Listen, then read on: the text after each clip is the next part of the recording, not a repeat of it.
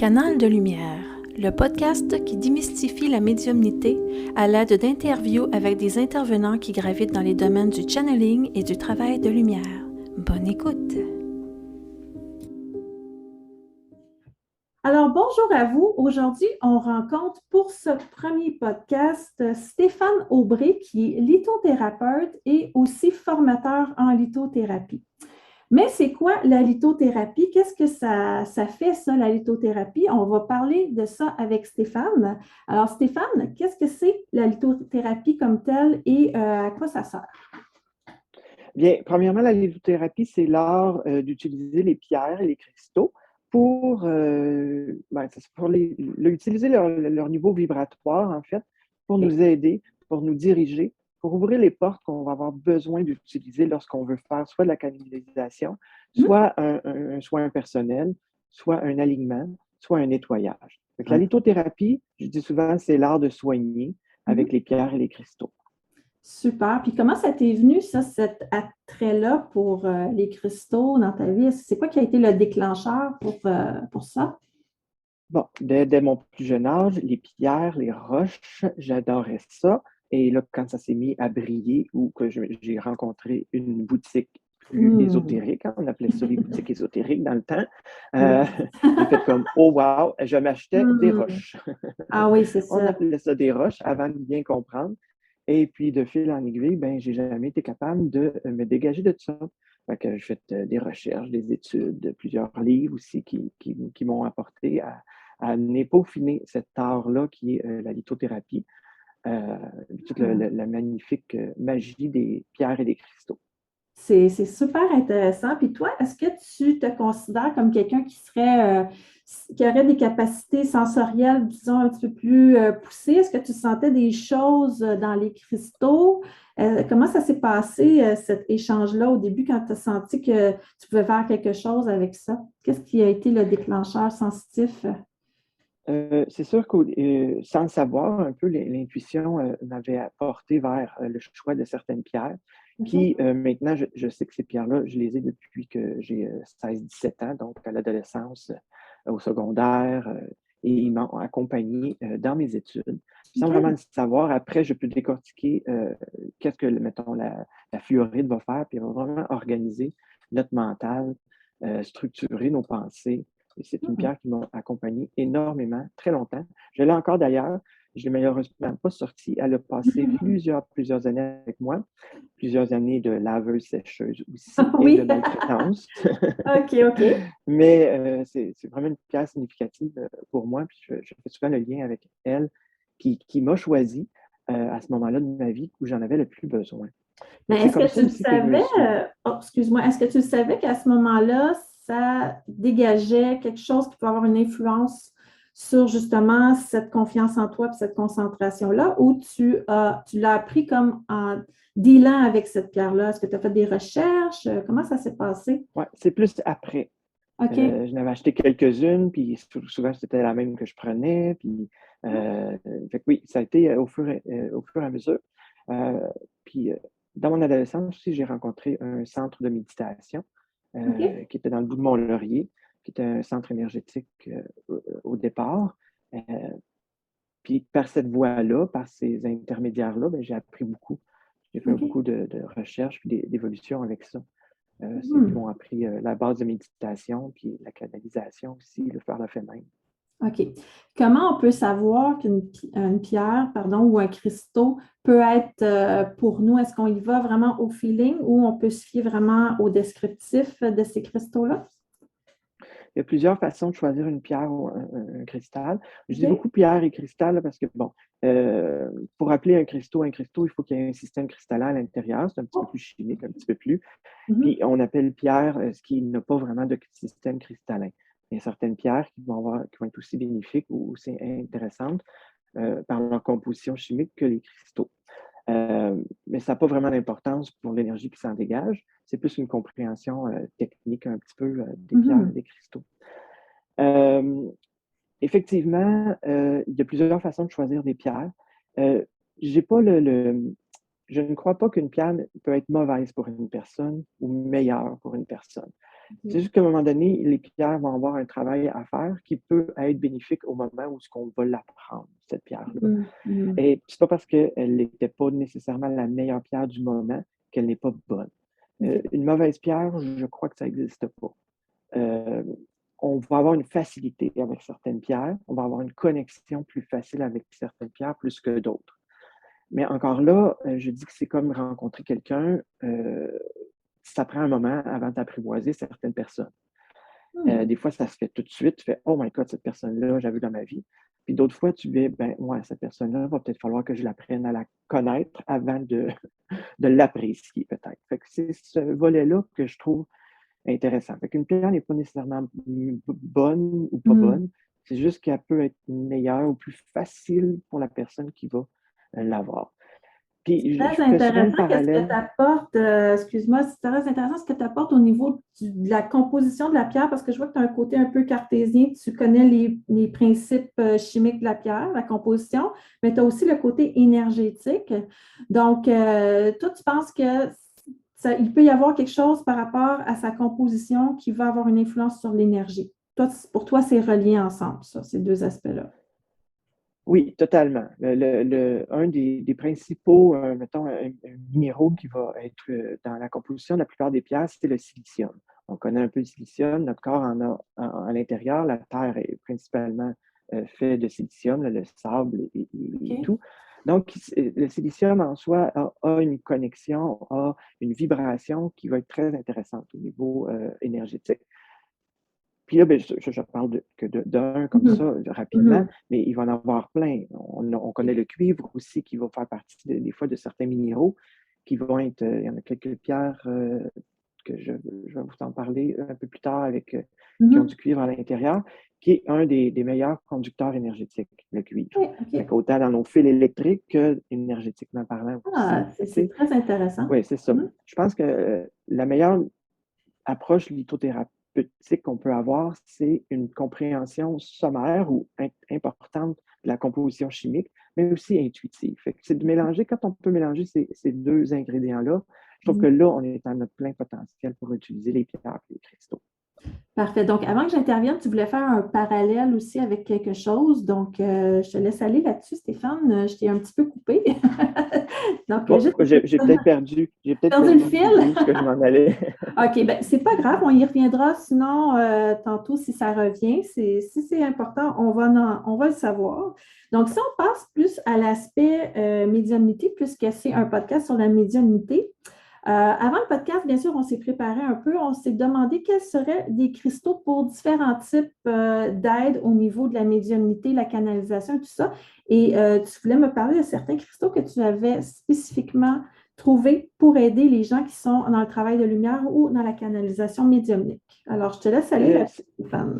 Oui, bien, premièrement, je pense pour avoir une bonne canalisation, pour avoir les deux pieds bien enracinés, un bon ancrage. D'accord avec toi là-dessus. Qui dit un bon ancrage, bien, va dire on va pouvoir avoir une bonne canalisation.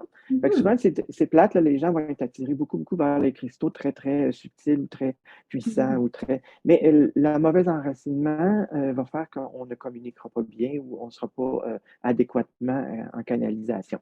Donc, on va commencer par les pierres que je recommande, les pierres, les cristaux, d'ancrage. Je dis souvent ancrage, enracinement et protection, je mets tout ça dans le même paquet. Parce que je dis, quand on est ici dans notre moment présent, on est ancré, donc on est protégé parce qu'on va voir s'il y a quelque chose qui va nous envahir ou s'il y a quelque chose qui se passe, qu'on n'est pas bien ou on ne se sent pas bien, on va le voir arriver. Quand on n'est pas connecté, quand on n'est pas ancré, on ne le voit pas venir. Fait que la première pierre, la pierre que je recommande fortement pour tous les soit thérapeutes, pour les soins, pour les canalisations, c'est la labradorite. La labradorite, on l'appelle aussi la pierre des thérapeutes. C'est une pierre importante. Est-ce qu'on peut la voir un petit peu mieux pour ceux qui vont regarder la version vidéo?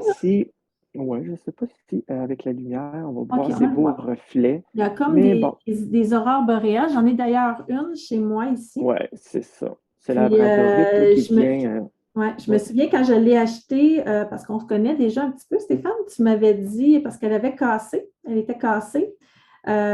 Pourquoi elle a cassé? J'aimerais ça que tu dises aux auditeurs pourquoi ma labradorite s'est cassée à un moment donné. Écoute, ça, il y a deux facteurs possibles. Le premier facteur, c'est la gravité. Hein? Ouais. La gravité qui fait qu'il y a des choses qui tombent par terre. Oui. Des fois, je trouve ça drôle de toujours essayer de trouver une raison spirituelle à une raison physique. Oui. Bon, elle a brisé. Peu Oui. importe ce qui arrive à nos pierres, nos cristaux, elles sont fonctionnelles encore. C'est comme, je me suis malheureusement coupé avec un couteau de cuisine en faisant la cuisine. Il n'y a pas de raison. C'est bon. Puis il peut y avoir une raison aussi qu'elle a eu besoin aussi d'un petit choc pour dégager certaines affaires, certaines énergies, mais elle n'est pas moins inutilisable là, à cause de ça. OK. Mais ça, c'est une pierre de protection. Je pense que tu n'aimes pas trop le mot protection, mais c'est comme un bouclier, je pense, ce cristal-là. Oui, c'est ça aussi. Pourquoi j'aime pas beaucoup le mot protection, c'est que ça vient d'une peur. Quand on veut se protéger, c'est parce qu'on sent qu'il y a quelque chose qui pourrait nous envahir ou qui pourrait nous arriver. Okay. Tandis que quand on est bien ancré, bien enracinement, je pense que c'est un mot qu'on n'a plus autant besoin, la protection. Mais effectivement, elle va bien nous ancrer, mais elle nous aide aussi à nous connecter. Aussi par son côté plus léger et vaporeux. C'est aussi appelé la pierre des thérapeutes. Fait qu'elle est vraiment très bénéfique dans un cabinet ou dans une salle de soins, là, cette pierre-là. Donc, ça, c'est la labradorite, comme labrador. La labradorite, c'est ça. Il y a un éveil. Elle aide à éveiller notre mystique qui sommeille en nous aussi. Oh, wow, intéressant. C'est pour ça que je dis que c'est souvent une pierre qui a une double fonction, un enracinement, puis une aide à la connexion aussi. Super. On aime la labradorite déjà. Oui, elle est nécessaire. Et elle vient en plusieurs formats, brut, poli. Ça, c'est vraiment au niveau du feeling, de ce que vous voulez en faire qui va être intéressant. Okay. C'est un parallèle avec un galet. Toi, tu avais un galet aussi, qui est le fun parce qu'on aime le prendre, on aime l'utiliser, le galet. Sinon, mais il vient en sphère aussi, qu'on peut avoir sur un support près de notre table, qui va avoir un rayonnement un peu plus intéressant là, aussi sur une table. Parfait. Ouais. Après ça, une autre pierre d'amplification, d'enracinement, qui va nous aider beaucoup à amplifier notre champ énergétique. Je trouve que souvent, on manque d'amplification énergétique. Puis c'est là qu'on va capter beaucoup mieux quand notre champ énergétique est un peu plus au maximum. Elle va utiliser un enracinement profond, puis une protection énergétique aussi encore. Fait que c'est la Sungit, que je dis souvent Sungit, mais on devrait prononcer Sungite. Ah, OK. Moi, je disais tout le temps Shungit. C'est pas oui, ça vient de Russie. Ça vient de Russie, puis mon russe n'est pas très bon. Ah, il faut la prononcer à la russe. Donc, Sungit. C'est ça. C'est l'endroit d'où elle vient. Ils l'ont appelé comme ça par l'endroit d'où elle vient, mais c'est pour ça qu'on a de la difficulté à la prononcer. Fait qu'elle est très noire. Hein? Souvent, les pierres de protection sont souvent assez foncées, ce qui va nous aider à avoir un lien avec la terre et les racines. Très intéressant comme pierre, très purifiant aussi au niveau de son rayonnement énergétique. J'ai une petite question. Tu viens de m'ouvrir quelque chose là, Stéphane. Tu parles de pierres qui sont foncées pour l'enracinement. Est-ce que tu penses, je demande comme ça, il n'y a peut-être pas de lien là, mais les sorciers, souvent, on les perçoit avec des robes noires ou des vêtements noirs. Est-ce que c'est comme une barrière de protection qui se mettait ou si ça n'a pas de lien avec ça? Aussi, il était très connecté à la terre. On parle de sorcières qui vont avoir les herbes, la sauge, tout ce qui vient de la terre aussi. Fait que oui, il y a quelque chose de très terrestre avec la couleur noire, là, tu sais. Profondeur aussi, enracinement. Oui, c'est pas pour D'ailleurs, tous les deux, nous sommes habillés en noir aujourd'hui, juste pour faire comme une anecdote, là. Oui, c'est ça. Ensuite de ça, Stéphane, avec quel autre pierre on peut travailler? Tourmaline noire, très connue, très appréciée, très belle pierre. bien intéressante. Ça renforce l'ancrage, ça aide l'équilibre, mais aussi le psychisme. C'est une pierre bien intéressante. Encore là, on peut l'avoir en poli, en galet, en brut. Je trouve que la tourmaline brute est très belle parce qu'elle a vraiment son look de tourmaline. Je dis souvent tourmaline noire parce qu'il existe d'autres couleurs, fait que mélangez-vous pas trop. On va y aller avec la noire pour l'enracinement. Super. Bien intéressante aussi.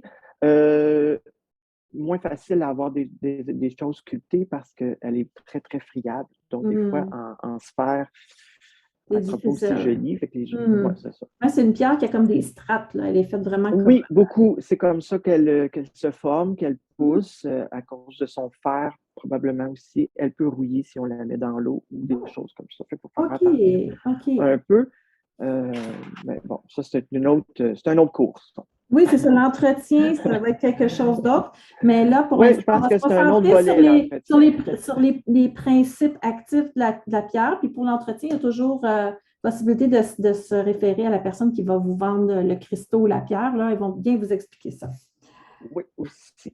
Après ça va la confiance en soi. Parce que la confiance en soi, je pense que ça va être important aussi de se faire confiance, de se donner le droit. Parce que des fois, le manque de confiance, c'est d'avoir peur de se tromper. Je pense qu'en renforçant ce côté-là, on va nous dire non, prends confiance, aie confiance, puis les peurs vont se dissiper un petit peu. Et la première, qui est associée directement au plexus solaire, centre émotionnel aussi, c'est la citrine. La citrine jaune dorée qu'on va avoir en toutes sortes de formats aussi, soit poli. C'est pour vraiment bien comprendre ses qualités, prendre confiance dans ses capacités, favoriser son propre individualité aussi. Ouais, c'est pas facile. Pas facile à dire. C'est ça. Prendre de l'assurance et du courage. C'est un peu, c'est une pierre qui donne beaucoup de courage, d'assurance. Fait que ça va aider beaucoup. Une pierre plus stimulante aussi. On est dans une énergie plus jaune, plus plexus solaire, plus feu aussi. Comme autre pierre que j'ai sélectionnée, une pierre faut pas que j'ai ça, une pierre que j'aime beaucoup parce que je les aime pas tous, mais il y en a qui résonnent des fois un peu plus, c'est la sodalite. La sodalite, elle n'est pas que plexus. On a changé un petit peu de vibration, on est ailleurs un petit peu. C'est une pierre qui va nous aider à garder confiance en l'avenir. Mais en restant aussi dans le moment présent, elle va renforcer notre courage, notre confiance, notre savoir intérieur, puis accepter tel qu'on est, puis développer sa confiance en soi. C'est une très belle pierre que j'aime beaucoup. Beaucoup dans les bleus, des fois plus profonds, des fois plus clairs, dépendamment de son gisement. Oui, parce que c'est important la confiance en soi, parce que quand on est médium, je veux dire, souvent on le sait qu'on est un peu différent, puis on a un petit peu peur, de ça. On ne sait pas trop quoi faire avec ça. Quand on va à l'école, on n'a pas une classe qui nous apprend comment agir en tant que médium. On ne nous apprend pas comment dealer avec nos capacités extrasensorielles et tout ça. Donc, on est un petit peu pris au dépourvu. Donc, oui, il y a quelque chose par rapport à la confiance en soi qui peut nous booster. Ça peut vraiment aider parce que le gros problème, je pense, avec le coming out d'un médium, c'est la confiance en soi. Est-ce qu'on est fou ou on ressent les bonnes choses? Est-ce qu'on peut donner des indications aux gens ou on va les induire en erreur? Donc, la confiance en soi. Moi, d'ailleurs, j'ai un cristal que tu n'as pas parlé. Je ne sais pas si c'est un cristal ou une pierre, mais moi, j'ai la calcite miel ici. J'ai un gros morceau. Moi, en tout cas, quand j'allais acheter, on m'a dit que c'était pour la confiance en soi. C'est la pierre qui est la plus grosse sur mon bureau. Donc, c'est à ce point-là à vous dire que la confiance en soi, c'est hyper important quand on veut canaliser. Si on a peur, on baisse notre champ vibratoire, on baisse notre niveau énergétique. Donc, on ne canalise pas nécessairement du positif. Super important. Merci d'avoir apporté ça, Steph. C'est une belle idée. La calcite aussi est aussi associée au plexus solaire. Oui. Donc, directement, on est encore dans un peu dans la même vibration. Les calcites je fais une petite parenthèse sur les calcites, c'est une belle famille de pierres qui vient en plein de couleurs. Fait que la famille de calcite va vraiment être autosuffisante. C'est-à-dire qu'il va y avoir pour tous les chakras presque dans leur famille. Fait que ça, c'est intéressant aussi. Mais là, on pourrait faire un cours juste sur les calcites aussi. C'est clair. Non, c'est ça. Moi, je te connais quand même un peu. Je sais que, écoute, tu donnes juste parenthèse comme ça, tu donnes une formation. Je pense que ça dure comme 12 semaines. C'est 12 heures. C'est le niveau 1. Il y a plusieurs niveaux aussi dans ta formation. Donc, c'est à ce point-là vous dire qu'il y a beaucoup de choses qu'on peut apprendre et connaître par rapport à la lithothérapie, aux cristaux et aux pierres. Donc là, c'est sûr qu'on fait un petit condensé très rapide. Vraiment axé sur la médiumnité, mais oui, effectivement, il y en a des tonnes et des tonnes qui peuvent être efficaces pour chaque besoin que l'on a. Puis c'est sûr qu'aujourd'hui, j'ai choisi ces pierres-là un peu, bon, avec l'intuition, un peu avec le feeling du moment, un peu, mais il en existe tellement d'autres qu'on aurait pu mettre. Mais bon, j'ai décidé de cibler celle-ci qui, je Parfait. trouvais, faisait le tour de ce qu'on avait besoin. Est-ce qu'on a Mm. besoin de toutes les avoir? Non, peut-être une dans chacune des catégories. Puis pour le moment, ça serait suffisant. Fait que là, Fait on que a là, parlé de j'enchaînerai avec connexion, on a parlé de confiance en soi, puis là, tu enchaînerais avec quoi? la communication. Ah oui, La hein? communication, parce que Les c'est bien de messages. pouvoir verbaliser, mais la Mais oui. communication, ça vient aussi à l'écoute. Fait qu'on s'enligne un petit peu au niveau du chakra de la gorge. J'ai sélectionné la célestine, qui est une très belle pierre, très bleue, très pâle. Dépendamment, ouais, elle peut avoir un peu de profondeur. Vraiment associée à la douceur de l'expression. Prendre le temps d'écouter et prendre le temps d'exprimer aussi.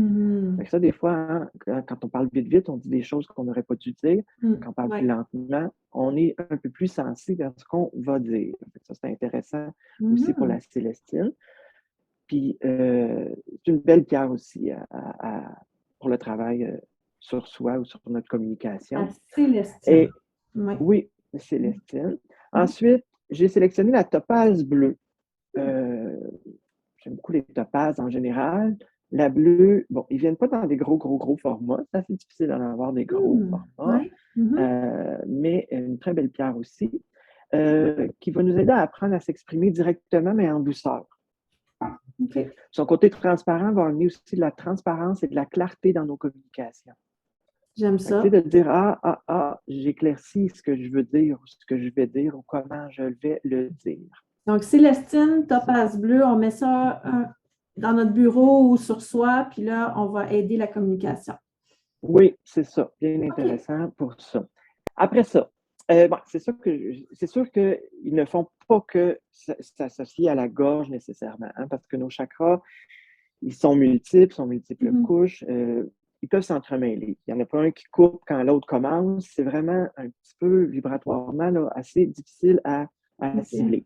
C'est pour ça qu'ils peuvent aussi avoir une association avec le troisième œil ou même des fois, bouger un peu leur vibration. Mais là, après, c'est sûr qu'en canalisation, ce qui est important aussi, c'est d'avoir une vision un peu plus claire. Ah oui, ça, c'est sûr que ça aide. Fait que là, on monte un petit peu plus haut, on s'en va plus au chakra du troisième œil, hein, où là, j'ai associé quelques pierres. La première que j'ai mis dans ma liste, c'est la turquoise. La turquoise qui aide à avoir confiance, qui nous aide aussi à équilibrer notre intérieur, à rester réceptif, aux signaux de son environnement, hein, puis accepter l'intuition de l'assurance de ses intuitions, en fait. Bon, fait que Stéphane, il va falloir que tu te mettes une turquoise bleue ou une célestine. Oui, parce que j'ai de la misère avec des lettres. J'aurais peut-être dû faire quelques vocalises. Je taquine un peu, c'est juste que je l'ai pris au vol, là, c'était trop facile, mais c'est ça. Non, ça pourrait peut-être aider justement aux gens qui ont la difficulté qui sont gênés de parler, peut-être des gens qui ont des problèmes d'élocution ou des trucs comme ça pour, si je reviens aux ceux d'avant, là. Juste parenthèse comme ça. Mais oui, la turquoise, moi j'en ai une d'ailleurs que j'utilise, je trouve magnifique cette pierre, très très douce. Juste faire attention aux turquoises, elles sont souvent contrefaites, ou c'est des pierres pâles qui vont mettre de la teinture dedans, de coloré, qui sont habituellement assez dispendieuses pour être des vraies turquoises. D'accord. Merci de nous prévenir. Oui, la turquoise, elle est plate pour ça. Donc, on n'achète pas nos cristaux sur Amazon, les amis. C'est pas une bonne idée. C'est sûr que ça ne sera pas de la qualité, là. Je dirais qu'au niveau de l'achat en ligne, je prioriserais Etsy puis avoir des fournisseurs un peu plus personnalisés que Amazon en général. Oui, Etsy est une plateforme un peu plus éthique, en fait. Oui, puis qu'il va y avoir des gens derrière qu'on peut communiquer avec eux, leur parler, ils peuvent nous donner la provenance des cristaux, puis ça, c'est un peu plus intéressant. Parfait. Merci ça pourrait faire le sujet d'une autre discussion, là, qui pourrait être comment trouver, acheter, choisir ces cristaux. Ça, c'est une autre chose. D'accord. Maintenant, la cyanide bleue, elle va nous aider à aligner le corps causal et notre aura. Hmm. Elle va aussi utiliser des ponts, des passages énergétiques en différents niveaux. Puis elle va nous aider beaucoup à mettre la coriandre. Voyons, c'est ça, j'ai de La la difficulté coriandre, avec on va mettre de la certains. coriandre. Non, pas de la coriandre. De la cohérence Ah, de la entre les cohérence. OK, pensées, d'accord. pensées et notre expression. Tu as dit corps causal. J'aimerais ça que tu donnes juste un petit synonyme ou une petite définition par rapport à ça. C'est pas tout le monde qui sait c'est quoi le corps causal. Bien, ça fait partie des couches de notre aura. On a D'accord. plusieurs couches. Hein. Il va y avoir la couche éthérique, l'aura, les champs énergétiques qui vont se multiplier, qui vont être en résonance aussi avec nos chakras. OK. Fait que plus le chakra de base va être plus près de nous, plus le chakra évolue, plus son champ énergétique est plus loin. Donc, ça va aller vraiment travailler à d'autres niveaux. Je OK. dis souvent, c'est une pierre bien intéressante, la cyanite, pour la connexion spirituelle, là, OK. qui nous envoie dans un autre univers. OK, d'accord. Merci pour la précision. Ensuite, toujours pour le troisième œil, j'en ai choisi une autre qui est assez rare, mais que j'aime beaucoup. Puis en soins, je l'utilise énormément. Elle est C'est magnifique. l'azurite. Ouais, l'azurite bleue qui pétille de ses mille brillances, là, qui est vraiment très jolie. Elle va ouvrir vraiment la vérité, la conscience, puis elle va nous aider à élever nos plans vibratoires aussi. C'est une pierre qui contient beaucoup, beaucoup de cuivre aussi. Elle est souvent associée à la malachite. Mais là, aujourd'hui, la malachite, je ne l'avais pas mis parce qu'elle était associée plus au chakra du cœur. OK. Je m'en allais moins dans ça quand on parle de canalisation. Mhm. Le bleu dans la pierre, c'est la présence du cuivre qui lui donne son bleu. OK. Et dépendamment des proportions et de sa diffusion, de sa formation, elle va être plus ou moins malachite ou azurite. OK. Maintenant, celle-là, elle est vraiment plus azurée. C'est vraiment très associée au chakra. Mais oui, ça me fait du penser à la troisième œil. couleur du chakra du troisième œil. Je sais que c'est un petit peu plus violet, mais habituellement, la couleur du chakra du troisième œil, mais c'est très foncé, très bleu foncé. Ouais. C'est aussi la couleur du manteau des maîtres ascensionnés quand on fait nos bulles de protection, là. Donc, cette espèce de couche bleu indigo. Donc, ça résonne beaucoup, pour moi, en tout cas, cette pierre-là. Je trouve que ça fait du sens que ça soit associé au troisième œil. Oui. Mm. Ensuite, ben, je monte. Hein, je suis parti d'en bas, puis j'ai monté tranquillement. Rendu là? Oui, je suis rendu là. On arrive à la couronne, notre fameuse couronne, hein, qu'on voudrait donc bien qu'elle fonctionne à son plein potentiel, tout le temps, toute grande. Fait que je vais y aller avec la métisse. La métisse qu'on connaît depuis Ah oui, la métisse longtemps, est un qu'on aime classique. Hein? beaucoup. Mhm. C'est ça, intuition, vision claire, ouverture spirituelle, ouverture psychique aussi. Fait que c'est vraiment bien associé à ça. C'est une pierre qui est excellente pour ça, puis qui va dans ce taux vibratoire-là, qui va nous aider à nous calmer aussi, hein? Et qui va nous aider à communiquer aussi. Super. Donc, est-ce qu'on a fait le tour, Stéphane, des cristaux pour la médiumnité, pour amplifier, ancrer, protéger, tout ça? Il y avait d'autres choses? Il m'en resterait deux. Il en resterait deux, OK. Parfait. Il m'en resterait deux. Je suis toujours encore un peu dans le niveau de la couronne. OK. C'est sûr que notre quartz clair. Le quartz clair, je pense que c'est ça. On l'associe souvent à la boule de cristal. Cristal de roche, quartz clair, c'est un synonyme, hein, qui va lui aussi amplifier beaucoup notre canal, nos énergies en général, l'ouverture de nos chakras pour nous permettre de bien communiquer avec d'autres dimensions. Fait que cela aussi pourrait être très important pour amplifier aussi l'effet des autres cristaux quand on travaille en combinaison. OK. Fait que dans notre pièce, sur notre table. C'est un amplificateur, dans le fond, ça amplifie la réception. Oui, aussi. Okay. C'est sûr qu'il va travailler aussi troisième œil, mais aussi couronne. Il va s'adapter aussi aux besoins. Okay. Le dernier que je ne voulais pas négliger, c'est la sélénite. Mais oui. La sélénite que j'aime beaucoup, elle aide vraiment beaucoup à la connexion. Elle aligne nos chakras. Elle purifie aussi notre aura. Fait que ça va être vraiment intéressant, des fois après un soin ou après une canalisation, de faire un petit nettoyage. J'aime beaucoup au niveau du bâton, j'aime beaucoup ce format-là pour la prise en main. C'est une pierre qui va calmer le mental aussi. Sinon, c'est ça. On a toutes les deux la même intéressant. C'est ça. Moi, ça, je vous dis, ça fait des miracles dans votre salle. Moi, j'en ai tout le temps une dans ma salle de canalisation. Ici, là, dans ma salle, je suis protégée. J'ai ma labradorite, qu'on a parlé, j'ai ma sélénite, j'ai mon améthyste. Je suis vraiment comme déjà padée, mais je vous dis, ça fait vraiment une différence parce que mon lieu vibratoire où je fais mes canalisations est plus élevé que le reste de la maison. Donc, en grande partie à cause de ça, je pense, parce qu'elle a fait le ménage, je pense, pendant qu'on n'est pas là, disons, là, un peu fait nettoyage énergétique des lieux aussi. Oui, Oui, tu es d'accord avec ça? Bon. oui, tout à fait. C'est Super. pour ça que je tenais à l'avoir dans Ben ma oui, sélection super important. là, un peu de base.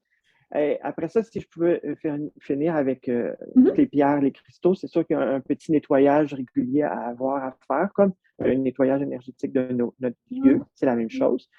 Et il va y avoir aussi une communication, une connexion à faire avec nos pierres, nos cristaux. Oui, C'est super bien de dire, important. bon, Stéphane a dit d'avoir un sunjit, d'avoir quelque chose, on swing ça sur Mhm. la table, puis c'est Mhm. là, puis bon, il faut s'en occuper un petit peu.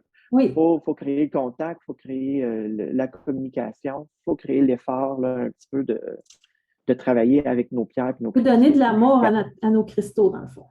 Oui, on peut l'appeler comme on veut, créer la connexion, mettre de l'amour, les prendre dans nos mains, les frotter un petit peu, être en conscience qui nous entourent, qui sont là pour des choses spécifiques. Ça va vraiment aider leur rayonnement et leur travail. On pourrait leur demander, je pense aussi, de s'activer. Disons, je prendrais ma Ouais, labradorite, je fais comme labradorite, je te demande s'il vous plaît d'activer tes propriétés. Moi, je demande un bouclier, disons, bouclier, ou de nettoyer mon énergie, ou peu importe les capacités du cristal ou de la pierre. Donc, juste lui demander, ça peut être déjà de mettre une intention dedans aussi. effectivement, ça en fait partie.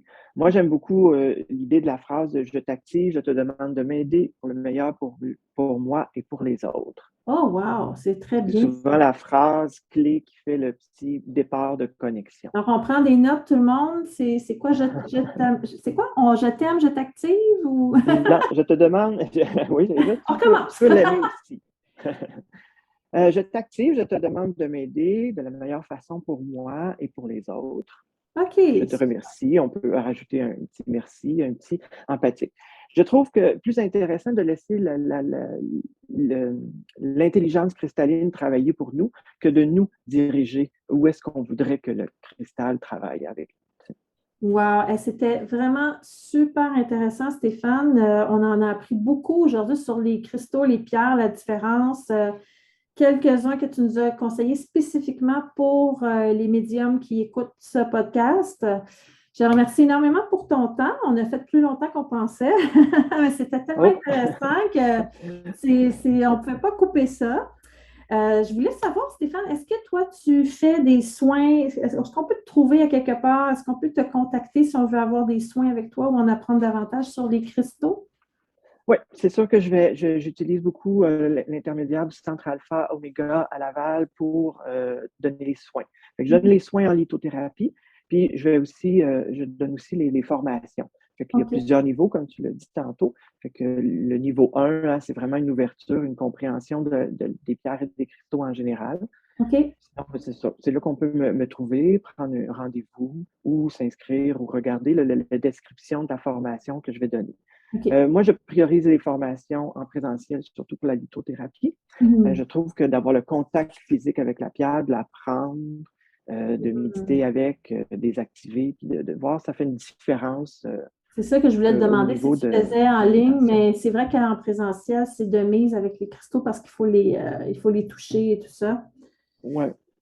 OK, Pour les parfait. toucher, il faut partager, il faut voir cette compréhension-là, faut les examiner, il faut les reconnaître. Il y a toujours une question comme ça. Puis c'est sûr que pour moi, c'est plus facile d'avoir l'énergie physique que juste l'énergie de communication là, Parfait. Ben, d'un écoute, autre je niveau. vais laisser tes coordonnées pour te rejoindre sous le podcast et sous la vidéo parce qu'elle va être diffusée aussi sur YouTube. Merci beaucoup pour ton temps. C'était vraiment, Un vraiment grand très plaisir. intéressant. Vraiment, puis peut-être qu'à un moment donné, on te réinvitera pour aller un petit peu plus en profondeur par rapport à certaines catégories de cristaux ou l'entretien ou en tout cas la connexion. Merci infiniment. Sur ce, ben, le podcast, il est terminé pour aujourd'hui. revenez nous voir pour la prochaine fois. On va parler de méditation. Donc, à bientôt. Merci Stéphane. Merci beaucoup. Merci. Ciao. Bye bye.